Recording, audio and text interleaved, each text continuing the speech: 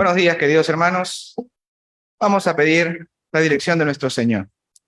Padre bendito, gracias, Señor, por este tiempo que nos regalas de poder reunirnos como pueblo tuyo, Señor, en comunidad.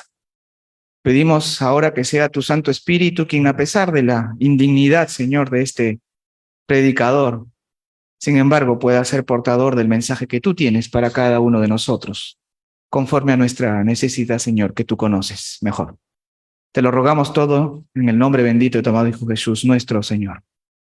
Amén. Amén. Bueno, queridos hermanos, vamos a continuar con nuestra serie de sermones que venimos desarrollando a lo largo de estas semanas y algunos meses, y que, como ustedes bien saben, tiene como norte la misión de la iglesia. La misión de la iglesia, sabiendo además que es por la palabra de Dios que somos enseñados, preparados, corregidos para toda buena obra. Esto es, para vivir conforme a la voluntad de Dios. Y el Señor ha expresado su voluntad a su iglesia, dejándole además un encargo, una misión que cumplir, y que por la obra de Dios y su Santo Espíritu estamos conociendo más y mejor a través de su palabra. Hoy vamos a reflexionar un poco sobre esta porción de la primera epístola que el apóstol Pablo dirige a la iglesia de Corinto. Una de las ciudades, queridos hermanos, una de las ciudades comerciales más importantes, si no la más importante del mundo antiguo. Recuerden que para entonces Corinto era una ciudad cosmopolita, ¿no? Es decir, allí llegaban y allí se encontraban habitantes de todas partes del mundo conocido. Y no solo era un lugar de tránsito obligatorio para quienes se dedicaban al comercio, sino que además sus mercados se habían convertido en puntos donde se exhibían y se encontraban y se comercializaban los objetos de lujo de la época. No por nada un historiador llama a esta ciudad la Feria de las Vanidades. Pero como suele suceder, hermanos, con muchas ciudades con estas características comerciales principalmente, dicha prosperidad no significa, no necesariamente, el fin de la pobreza, el fin de la desigualdad. Por el contrario, en muchos casos la explotación, el abandono, la exclusión se acentúan a un punto que aquello que se caracteriza o que caracteriza a estas ciudades se puede ver reflejado también dentro de la iglesia, donde tristemente, hermanos, se experimenta divisiones, exclusión.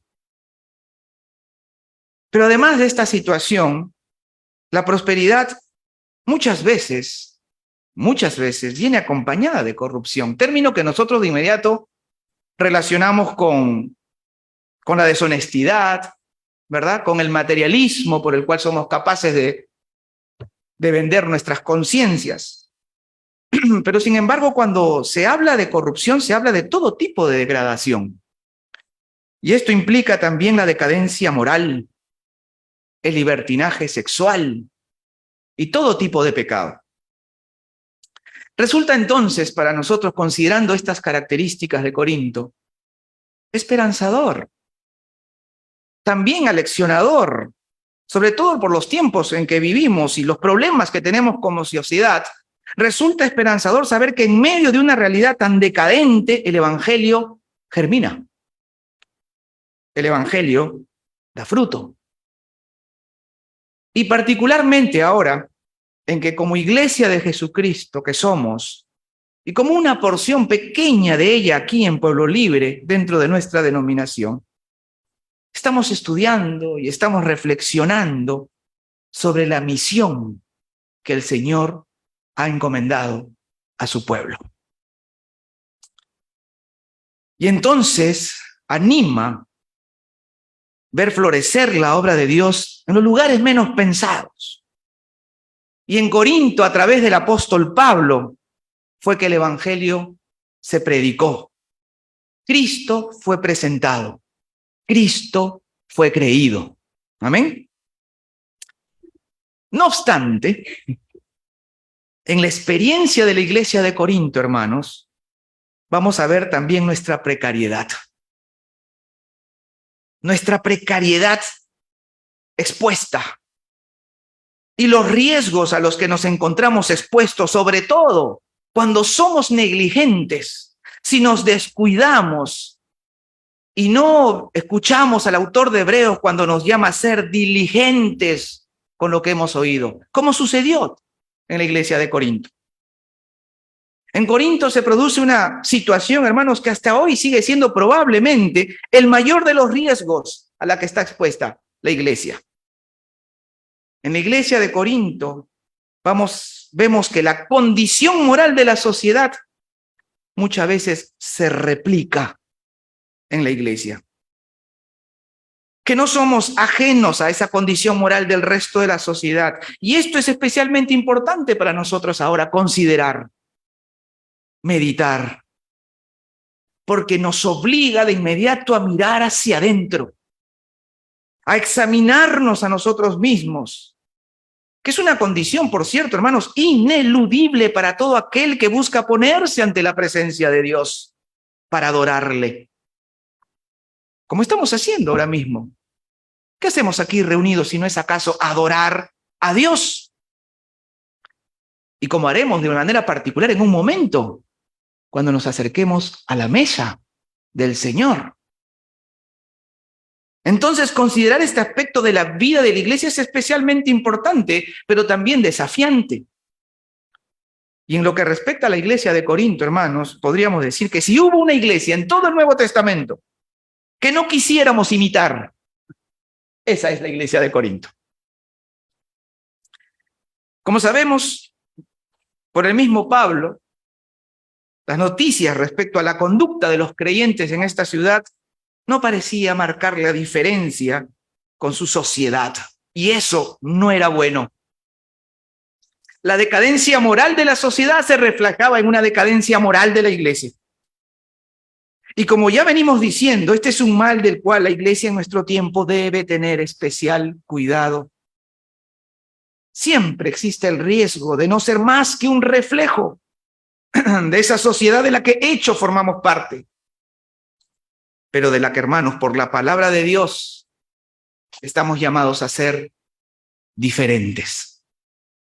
No raros, como tanto se ha dicho también, pero sí diferentes, para entonces ser luz de un mundo que vive en oscuridad y ser la sal de la tierra como el Señor mandó.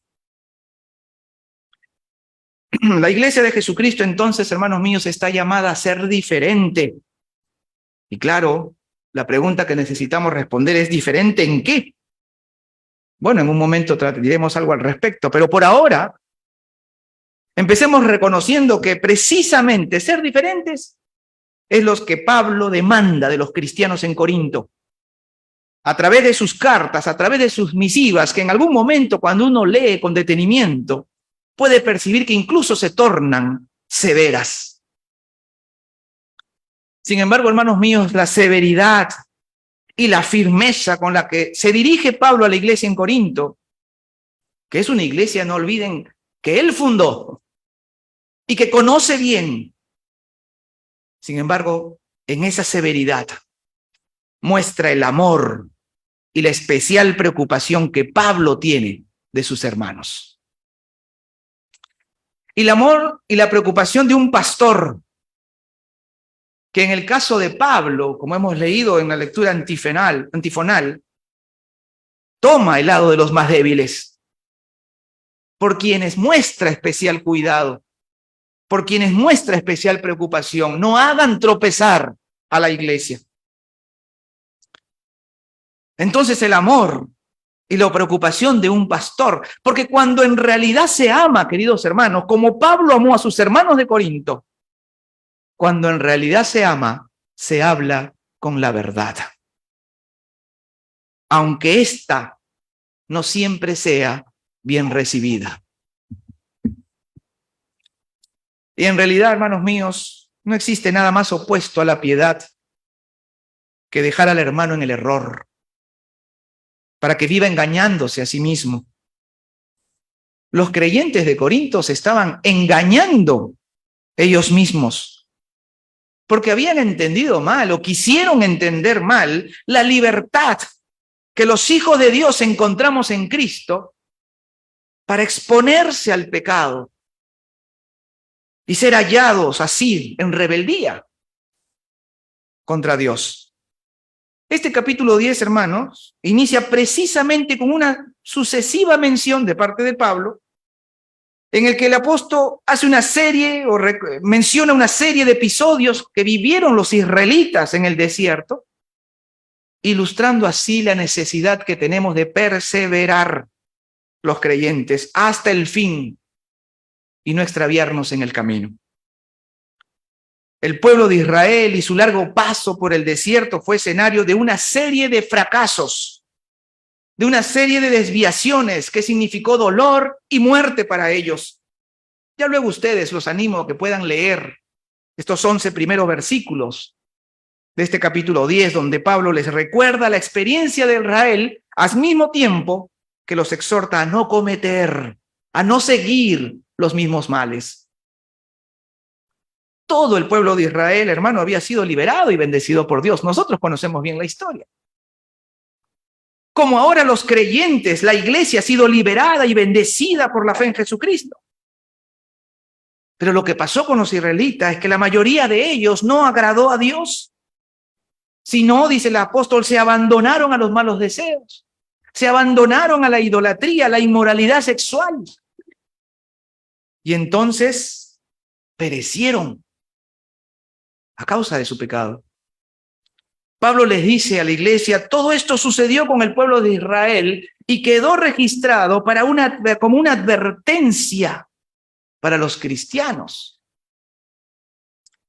Y llegado hasta aquí, queridos hermanos, alguno de nosotros podría sentir el deseo de alentar a Pablo en su reprenda. Muy bien, Pablo, esto es precisamente lo que necesita escuchar la iglesia. Sigue así. Que todos estos hermanos no se dan cuenta que siguen viviendo como en sus viejas vidas. Y de pronto, hermanos míos, es cuando llegamos a este versículo 12, del cual a mí me costaba avanzar en mi lectura, con el que hemos iniciado además la lectura de la porción bíblica que nos toca hoy.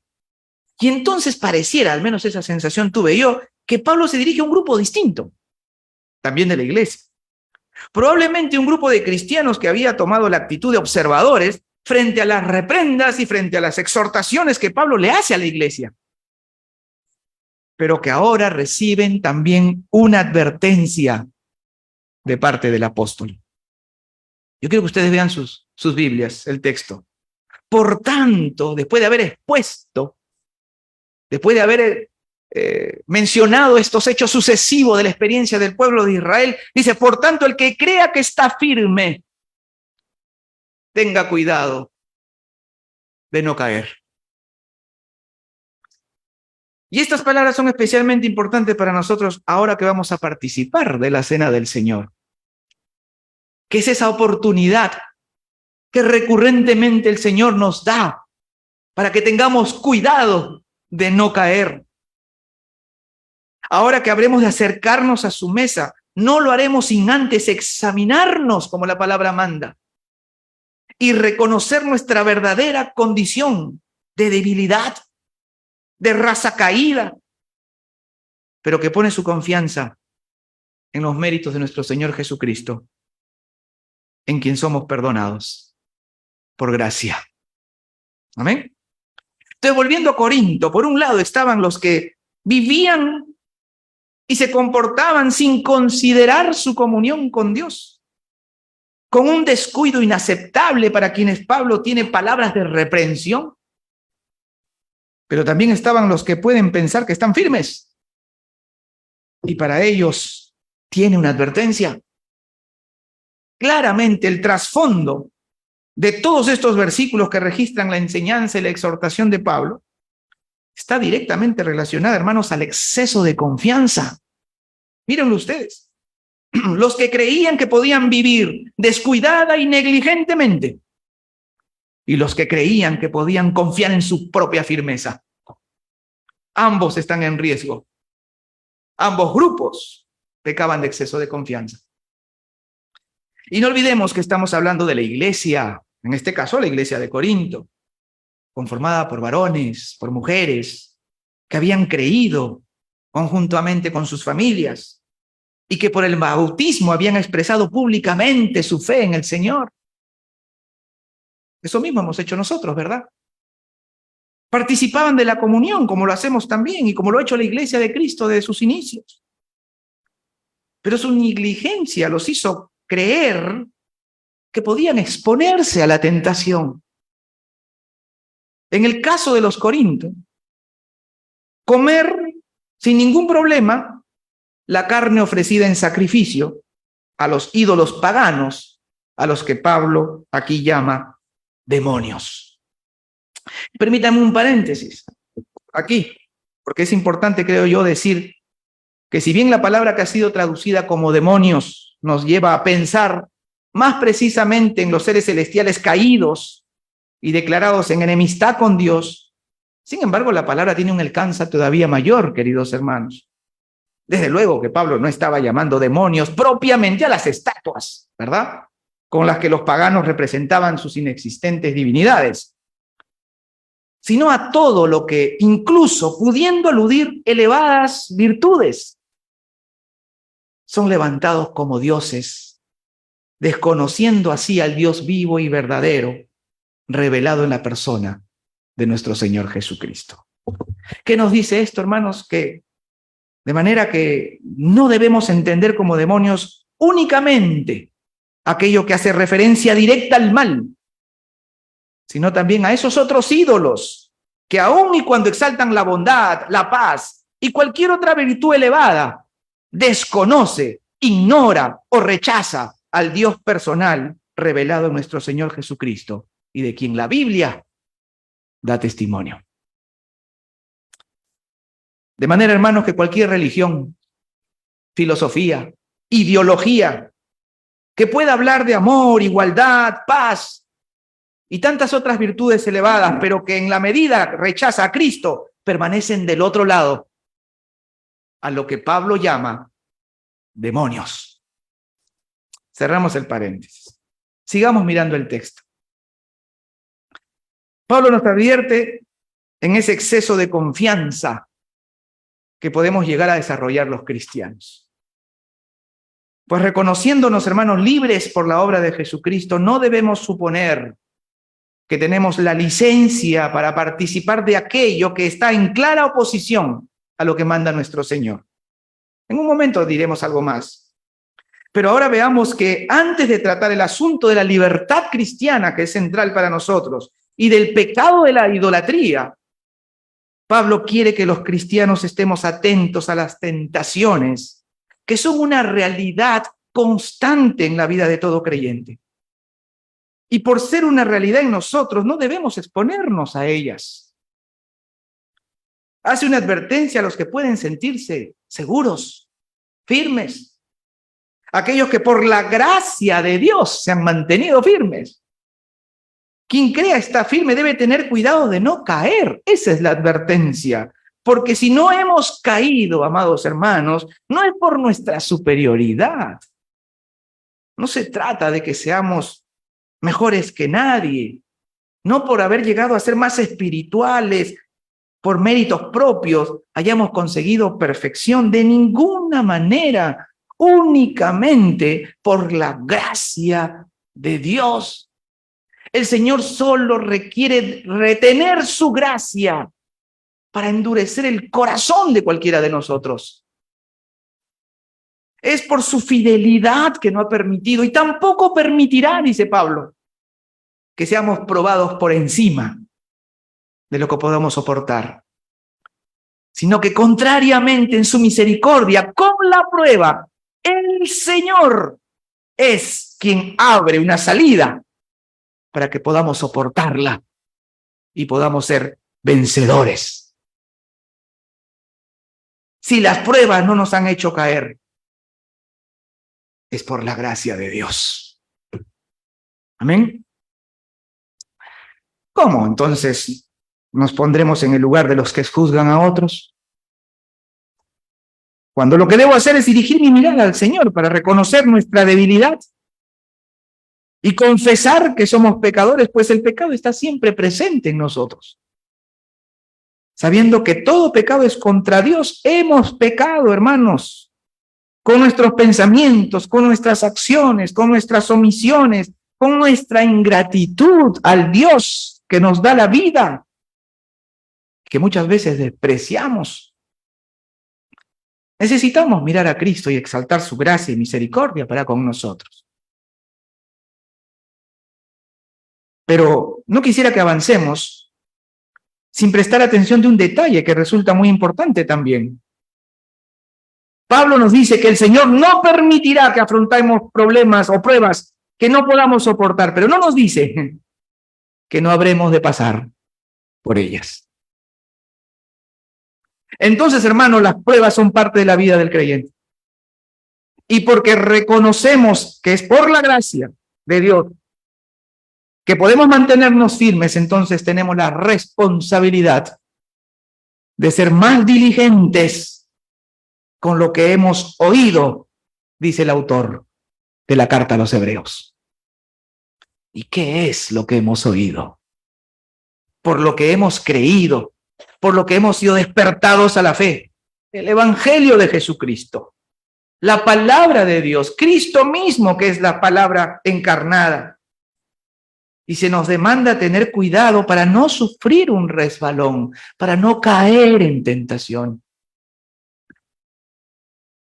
Forma parte de la oración que el Señor nos dejó como modelo.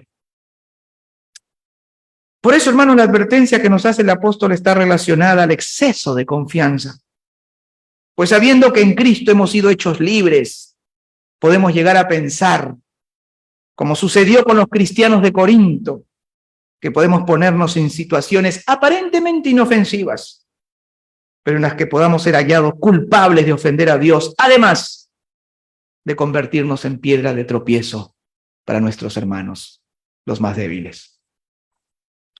En ese contexto, Pablo hace referencia directa a la idolatría, que conforme a lo que enseña toda la palabra, hermanos míos, es la razón fundamental porque la que el hombre se rebela contra Dios. Pues habiendo conocido a Dios, dice Pablo en Romanos, no le dieron gracias, sino que se envanecieron en su razonamiento, su corazón fue entenebrecido, y queriendo ser sabios, se hicieron necios. Y aquí es cuando tenemos que hablar de la adoración. El hombre siempre adora, hermanos, siempre. El asunto es ¿qué adora? Pablo escribe esta carta en respuesta, no olvidemos, a las diferentes situaciones que se vienen produciendo en la iglesia de Corinto y frente a ciertas prácticas que los creyentes de Corinto se habían permitido. También en respuesta a una serie de consultas que recibió de parte de la iglesia sobre situaciones en las que necesitaban orientación para discernir conforme al Espíritu.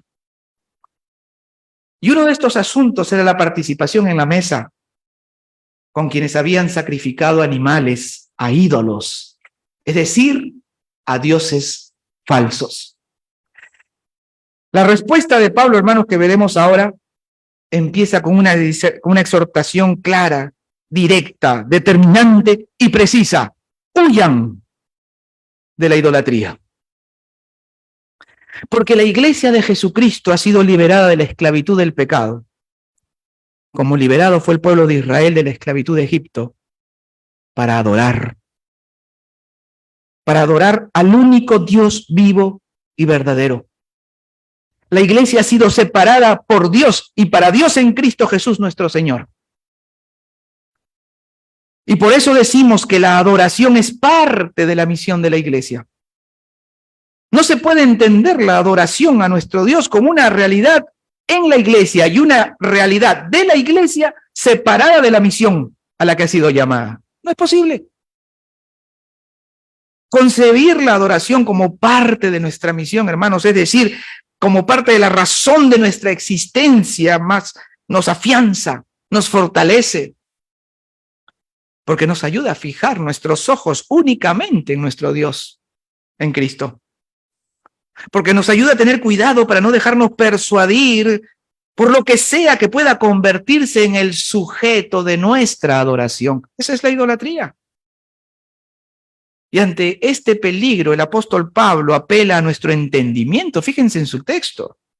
Es decir, a la iluminación que recibimos de parte del Espíritu Santo para discernir y reconocer aquello que nos conviene y separar de nosotros aquello que nos destruye.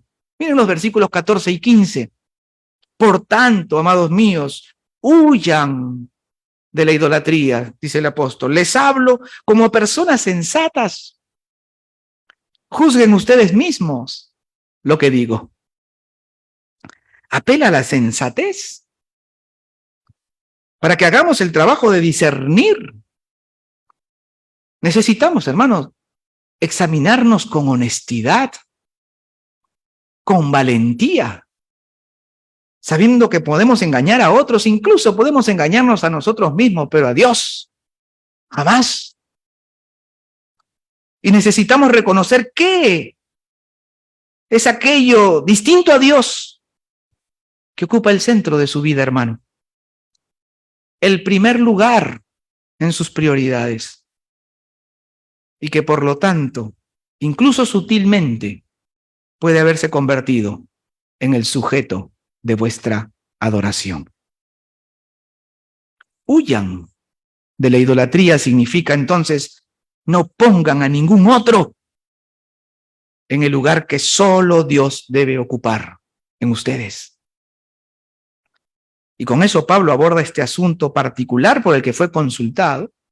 Un asunto, hermanos, que para los cristianos de hoy, para nosotros, nos resulta un tanto extraño, ¿verdad? Un tanto ajeno a nuestra realidad. En nuestro tiempo, ciertamente, la idolatría no se practica sacrificando animales a dioses falsos, ¿verdad? Pero sí, hermanos míos, rechazando la vida que Dios nos ofrece por otro tipo de dioses que no se representan quizás a través de imágenes de piedra necesariamente, pero sí por el hedonismo, es decir, por ese culto al placer, por el materialismo, el culto al dinero y a las cosas materiales que ponemos por encima de todo lo demás, incluso a la propia religión, cuando lo que más amamos son nuestras creencias y nuestras costumbres, y por todo aquello de lo que el idólatra termina siendo esclavizado.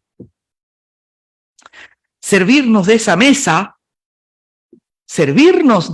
hermanos míos, es servirnos de la mesa de los demonios.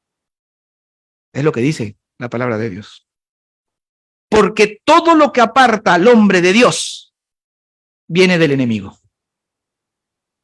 Por eso, al abordar este asunto por el que Pablo fue consultado, lo hace poniéndolo en contraposición al sacramento de la cena del Señor, que nosotros también conocemos como Santa Cena, como comunión, Eucaristía, palabra que significa acción de gracias, y que hoy vamos a compartir.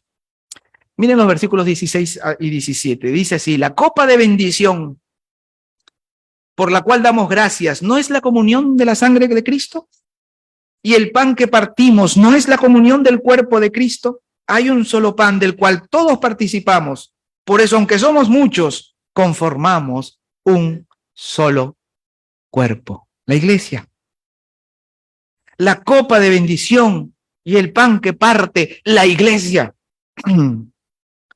Elementos que el Señor consagró para la celebración de su cena, que nos recuerdan su sacrificio en la cruz del Calvario, en donde su cuerpo fue molido y su sangre derramada para el perdón de nuestros pecados. Cuerpo y sangre de Cristo, representados visiblemente, hermanos míos, en estos símbolos de pan, que sigue siendo pan, y la copa que lleva el vino, que sigue siendo vino. Los creyentes hemos participado de esta comunión con Dios en Cristo cuando hemos aceptado su señorío en nuestras vidas, por la fe, por sus méritos en la cruz. Si participamos de la comunión con Cristo, ¿cómo hemos de tener comunión con los demonios? Eso nos está diciendo Pablo. ¿Cómo hemos de participar de su mesa de pecado y perdición? Voy a leer los versículos restantes ya para ir terminando. Fíjense, dice, fíjense en el pueblo de Israel. Los que comen de los animales que se ofrendan son partícipes del altar. ¿Qué quiero decir con esto? ¿Que el ídolo a los animales que se ofrecen a los ídolos son algo? Lo que quiero decir es que los animales que ofrecen los no judíos se ofrecen a los demonios y no a Dios. Y yo no quiero que ustedes tengan nada que ver con los demonios. Versículo 21. Ustedes no pueden beber de la copa del Señor y también de la copa de los demonios. No pueden participar de la mesa del Señor y también de la mesa de los demonios. ¿O vamos a provocar a celos al Señor? ¿Acaso somos más fuertes que Él? La luz, hermanos, y las tinieblas no tienen nada en común. Los cristianos que por la gracia de Dios y los méritos de nuestro Señor participamos de la comunión con Dios, no tenemos nada que ver con los demonios. ¿Qué está ocupando el centro de nuestras vidas? ¿Quién es nuestro ídolo? ¿Qué es nuestro ídolo?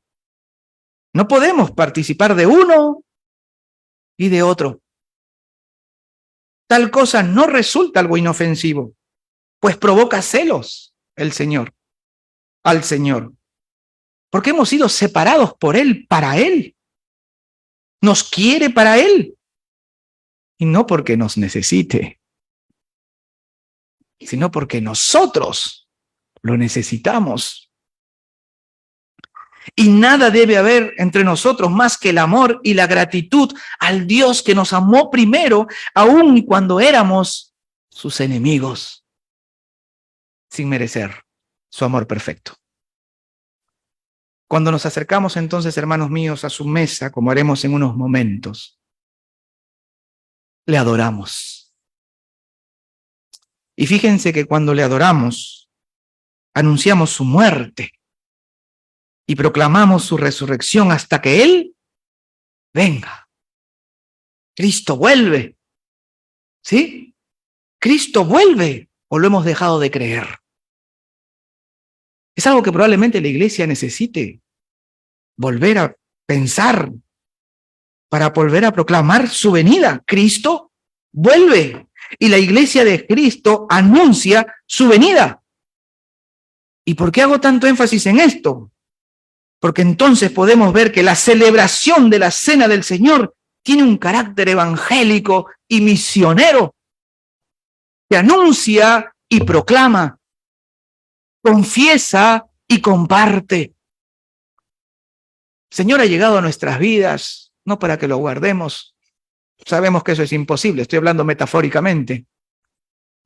El Señor ha llegado a nuestras vidas porque así le ha placido salvarnos y rescatarnos de la condición en la que nos encontró, para ponernos a su servicio. Y nos dejó una misión, que es presentarlo con todo aquel, hasta los confines de la tierra, dice su palabra. Entonces, celebrar y participar de la cena del Señor, hermanos míos, es adoración y es misión. Es recordar que por su Santo Espíritu Cristo vive con y en su pueblo, que está presente real y espiritualmente, pero que ha de volver por su iglesia y que ha de manifestarse plenamente como juez de todas las naciones. Hermanos míos, ahora que nos acercamos a la mesa del Señor, habremos de hacerlo, como dijimos en un momento, examinándonos primero a nosotros mismos, conforme mandan las Escrituras, reconociendo que somos pecadores y por lo tanto culpables, que merecemos su condena. Pero en Cristo hay esperanza. En Cristo hay perdón. Necesitamos entonces acercarnos con fe. Sea lo que sea que tengamos como ídolo en medio nuestro, tiene que ser hecho a un lado para poder acercarnos a la mesa de perdón, a la mesa de reconciliación, a la mesa de salvación, hacerlo con humildad, con fe, con arrepentimiento. Nos acercamos examinándonos primero, reconociendo nuestra condición y reconociendo que en Cristo hay esperanza. Arrepentidos de haber vivido de espaldas a Dios, amados hermanos, adorando ídolos falsos, placeres, dinero, trabajo, alguna de las personas que queremos y hemos puesto como el centro de nuestras vidas, y tantas cosas que pueden ser malas, pero también buenas, pero que se han convertido en los dueños de nuestros pensamientos absolutamente, de nuestros deseos, creyendo que en ellos podemos encontrar la seguridad, el amor y el gozo que solo Dios puede darnos verdaderamente. Si nosotros fijamos nuestra vista en el Señor, vamos a ver a nuestro cónyuge diferente.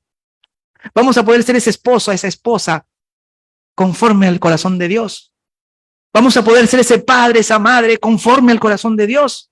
Vamos a poder ser ese hijo, ese trabajador, ese profesional, conforme al corazón de Dios.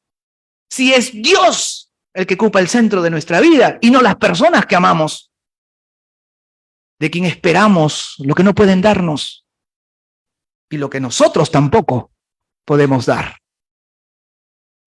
La palabra de Dios nos llama a huir de toda idolatría. Y al acercarnos ahora a su mesa, hagámoslo, hermanos míos, con arrepentimiento de corazón y fe en Cristo, en aquel que tomó la cruz que llevaba nuestro nombre. Amén. Y que murió para darnos vida, para devolvernos la comunión con el Padre de los cielos por la eternidad. Y si alguno de los que estamos aquí, no importa si hemos venido antes a la iglesia, esta u otra, o no, pero alguno de los que estamos aquí, de los que están desde Huacho, siguiéndonos también, en nuestra congregación en Huacho, en Trujillo, los que sean que puedan estar acompañándonos ahora en este culto al Señor, pero que aún no ha confiado en Él, este puede ser el momento para que ponga su vida con fe en las manos del Señor. Hay quienes esperan arreglar la vida para buscar a Dios. Déjese encontrar por el Señor, que Él es quien nos arregla la vida. No siga luchando consigo mismo. Más bien confíe en Cristo, que ya ganó la batalla. Amén. Por aquel que murió por nosotros, pero que venció a la muerte. Cristo no está más en ese sepulcro. Cristo es el resucitado. Y el resucitado, el Cristo vivo, es quien nos llama a responder con fe a su palabra, aquel que nos restaura y nos pone a su servicio y nos envíe a la misión. Amén. ¿Cómo respondemos al llamado que el Señor nos hace?